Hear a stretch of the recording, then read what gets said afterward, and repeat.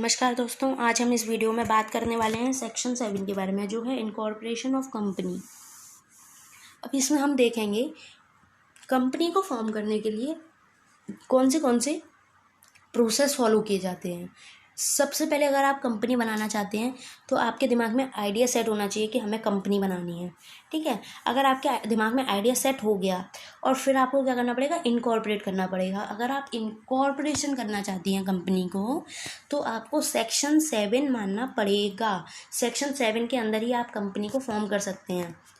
ठीक है, और अगर आपको नॉन फॉर प्रॉफिट कंपनी बनानी है, जिनका पर्पस प्रॉफिट कमाना नहीं है, तो उसके लिए आपके लिए सेक्शन 8 है। लेकिन अगर आपको पैसे कमाना है तो उसके लिए अगर आप कंपनी बनाना चाहते हो तो आपको सेक्शन 7 ही फॉलो करना पड़ेगा। ठीक है, और अगर आप बिजनेस कमेंस करना चाहते हो तो आपको 10A सेक्शन 10A, वो हम बाद में अगली वीडियोज़ में देखेंगे सेक्शन 10A क्या है, लेकिन अभी हम इस वीडियो में सिर्फ सेक्शन 7 की बात करेंगे। ठीक है, तो प्री इनकॉर्पोरेशन कॉन्ट्रैक्ट क्या होता है, जब आपके दिमाग में ये आइडिया सेट हो जाता है कि मेरे को कंपनी बनानी है। ठीक है, और आप अपना कंपनी को इनकॉर्पोरेट करते हो, इसके बीच में भी अगर आपने माइंड में सेट किया तो आप इनसे लोगों से जाके बोलोगे कि हमें रेंट चाहिए, ये चाहिए, वो चाहिए, चीज़ें चाहिए कंपनी को बनाने के लिए। ठीक है, तो आप प्रमोटर, एज अ प्रमोटर अगर आप किसी थर्ड पार्टी से क्या कर रहे हो, कॉन्ट्रैक्ट कर रहे हो। ठीक है ना, before incorporation of propose company, मतलब इनकॉर्पोरेट होने से कंपनी के और जनरेशन आइडिया के जनरेट होने के बाद और कंपनी के प्रपोज होने के बाद, तो आप क्या होंगे, आप करोगे प्री इनकॉर्पोरेशन कॉन्ट्रैक्ट। ठीक है, अब सेक्शन 7 स्टार्ट करते हैं। Filing of document with ROC, filing of document and information with ROC। ठीक है, आपको डॉक्यूमेंट और इन्फॉर्मेशन कहाँ फाइल करनी होंगी, ROC में फाइल करनी होंगी।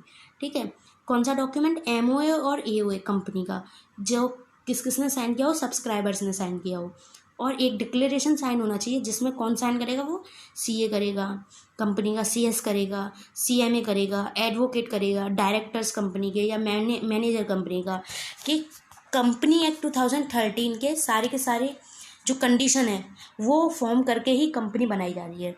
मतलब कंपनी बनाते टाइम कंपनी एक्ट 2030 को ये सारे प्रोविजंस को देखा जा रहा है।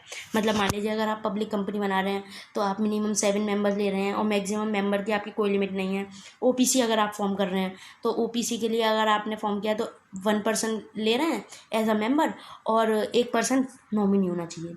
ठीक है, और अगर आप मान लीजिए प्राइवेट कंपनी बना रहे हैं तो प्राइवेट कंपनी के लिए क्या, प्राइवेट कंपनी के लिए मिनिमम मेंबर 2 होना चाहिए, मैक्सिमम मेंबर अप टू 200 हो सकते हैं।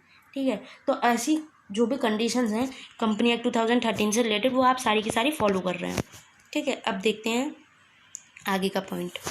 डिक्लेरेशन होना चाहिए डायरेक्टर से, सब्सक्राइबर से, कि उन लोगों ने कंपनी के फॉर्मेशन से और मैनेजमेंट से रिलेटेड कोई भी ऑफेंस नहीं किया है। ठीक है ना, और पिछले 5 सालों में वो डायरेक्टर्स और सब्सक्राइबर गिल्टी नहीं पाए हों, किसके लिए, फ्रॉड के लिए, किसी भी धोखाबाजी के लिए वो लोग फ्रॉड नहीं पाए हुए हैं। ठीक है, या फिर जो भी इन लोगों ने ROC को वो जो चीज़ सबमिट कर रहे हैं, जितने भी डॉक्यूमेंट, वो ट्रू होने चाहिए और करेक्ट इन्फॉर्मेशन होनी चाहिए। ठीक है, तो ये 3 पॉइंट कौन से, he isn't convicted of any offense in connection with formation or management of company, he has not found guilty of any fraud during the preceding 5 years. ठीक है, all the document filed with registrar for registration contain true and correct information। और अगर आपका ये चीज़ हो जाती है तो अगर आपकी मतलब रजिस्ट्रार ऑफिस तो आपका एस्टेब्लिश नहीं हुआ जब तक कंपनी नहीं बनी, तो रजिस्ट्रार ऑफिस नहीं होगा। ठीक है, तो आपका एड्रेस देना पड़ेगा, एड्रेस एज अ करेस्पॉन्डेंट। ठीक है ना, तो address for correspondent till it's ROS established. ठीक है ना, अब क्या होगा, आपको कंपनी के सब्सक्राइबर से रिलेटेड, जैसे इंडिविजुअल हैं तो उनसे रिलेटेड सब्सक्राइबर अगर ऐसा इंडिविजुअल है तो आपको उनका name, pan, proof of identity और एजुकेशनल क्वालिफिकेशन एसेट्रा, ये क्या करना पड़ेगा, आपको देना पड़ेगा। किसमें, डॉक्यूमेंट जब ROC में जमा करोगे तो आपको ये भी देना पड़ेगा। ठीक है, बॉडी कॉर्पोरेट नेम उसका, या फिर RO, फ़ोन नंबर। ठीक है, सिन क्या होता है, कंपनी जब आप फॉर्म करते हैं तो आपको क्या होता है, सिन कौन करता है अलॉट, ROC की तरफ से आपको सिन अलॉट किया जाता है। ठीक है, कि आपकी ये आइडेंटिटी है, ये कंपनी की आइडेंटिटी सिन।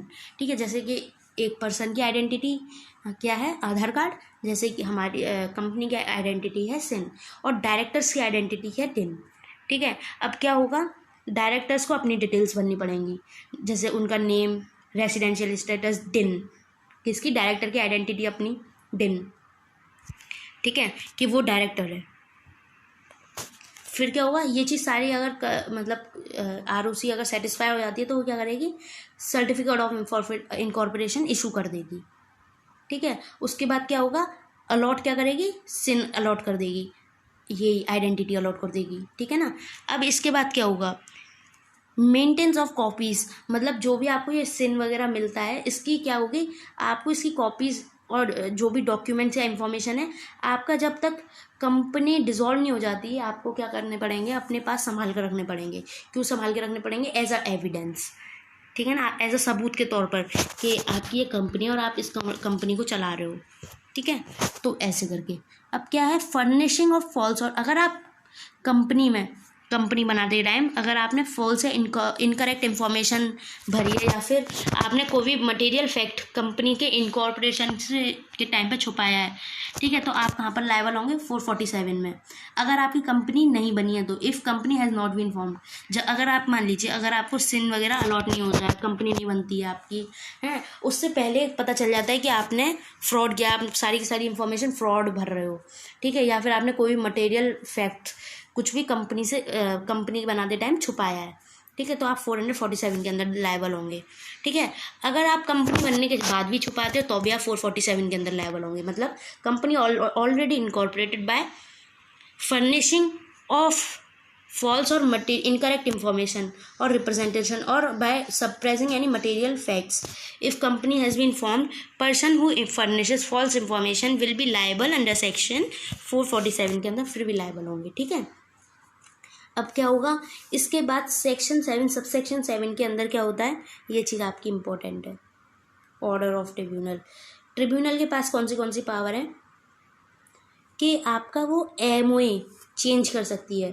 ठीक है, क्या एमओए चेंज कर सकती है, किसके इंटरेस्ट पे, पब्लिक इंटरेस्ट पे, कंपनी के इंटरेस्ट पे, मेंबर्स या फिर क्रेडिटर्स के इंटरेस्ट पे, क्या चेंज कर सकती है, एमओए आपका चेंज कर सकती है पब्लिक इंटरेस्ट पर, कंपनी के इंटरेस्ट पर है, मेंबर या फिर क्रेडिटर के इंटरेस्ट पे, या फिर मेंबर्स की लायबिलिटी अनलिमिटेड कर सकती है।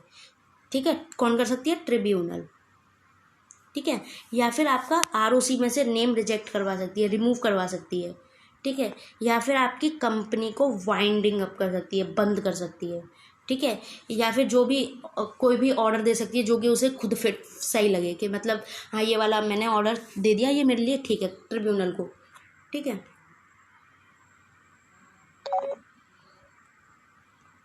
और ये चीज़ होती है तो उसके बाद कंपनी को भी बोला जाएगा कि आप अपनी जो भी आपकी प्रॉब्लम है, कोई भी अपनी आपकी ऑब्लिगेशन है, आप बोल सकते हो। ठीक है, reasonable opportunity of being heard दी जाएगी। ठीक है, जिसमें ट्रिब्यूनल सुन सकता है कि मतलब कंपनी क्या बोलना चाहती है, कंपनी को ये दिया जाएगा राइट। ठीक है, और ट्रिब्यूनल को ये भी देखना पड़ेगा कि जो भी ट्रांजैक्शन कंपनी ने किए हैं, ठीक है ना, उससे रिलेटेड कोई भी कॉन्ट्रैक्ट या कोई भी पेमेंट की लायबिलिटी की, वो सब चीज़ देख के सबके इंटरेस्ट में लेके तब ऑर्डर देना पड़ेगा, किसको, ट्रिब्यूनल को। ट्रिब्यूनल बिना चीज़ों को देखे, बिना चीज़ों को समझे ऑर्डर नहीं दे सकती। ठीक है, पहले उसे कंपनी को भी सुनना पड़ेगा और उसको ये भी देखना पड़ेगा, tribunal shall taken into consideration the transaction entered into by the company including the obligation if any contractor और पेमेंट ऑफ एनी लायबिलिटी। सबके बारे में सोच के ही ट्रिब्यूनल अपना फैसला सुनाएगी, अपना ऑर्डर देगी कंपनी से रिलेटेड। ठीक है ना। अब एक देखते हैं कॉन्क्लूसिव एविडेंस क्या है। ये कॉन्क्लूसिव एविडेंस होता है अगर COI इशू हो जाती है, मतलब हमने यहाँ पे देखा था, देखिए हाँ, ROC will issue a COI। अगर कंपनी COI इशू कर सकती है, मतलब कंपनी अगर COI इशू करेगी, ठीक है ना, ROC मतलब ROC अगर अपनी COI इशू करेगी तो सारी की सारी चीज़ों को देख के ही तो करेगी। जैसे ये मान लीजिए filing of document and information, ये सारी की सारी पहले ROC ये चेक करेगी, उसके बाद ही तो COI इशू करेगी ना। यहाँ पे देखिए, कहाँ गया, हाँ यहाँ पर देखेगी ना, ठीक है, तभी तो इशू करेगी ना COI। तो अगर आपने पहले COI इशू कर दिया तो वो आपके लिए कॉन्क्लूसिव एविडेंस हो जाएगा। It can not be challenged in any court और एनी व्हाट्सोएवर। मतलब अगर कॉन्क्लूसिव एविडेंस आपने दे दिया तो वो कभी भी कहीं भी चैलेंज नहीं होगा, ठीक है। पर हमने एक चीज़ देखी है कि अगर यहाँ पर अगर हम कॉन्क्लूसिव एविडेंस देते हैं तो हम यहाँ पर वाइंडिंग अप ऑफ कंपनी यहाँ पर इसे चैलेंज कर रहे हैं, ठीक है। तो यहाँ पर ये होता है, तो वैसे कंपनीज एक्ट में लिखा गया है कि चैलेंज नहीं होगा, लेकिन वाइंडिंग अप के टाइम पे ट्रिब्यूनल जब वाइंडिंग अप कर देती है कंपनी को तो यहाँ पर ये चैलेंज होता है, ठीक है। तो इस तरीके से हमने कंपनीज एक्ट का सेक्शन 7 पढ़ा, इनकॉर्पोरेशन ऑफ कंपनी, ठीक है। तो अगर आपको ये वीडियो पसंद आती है तो प्लीज़ मुझे कमेंट करके ज़रूर बताएं, जिससे कि मैं आपके लिए और वीडियो बनाऊं। Thank you so much for watching.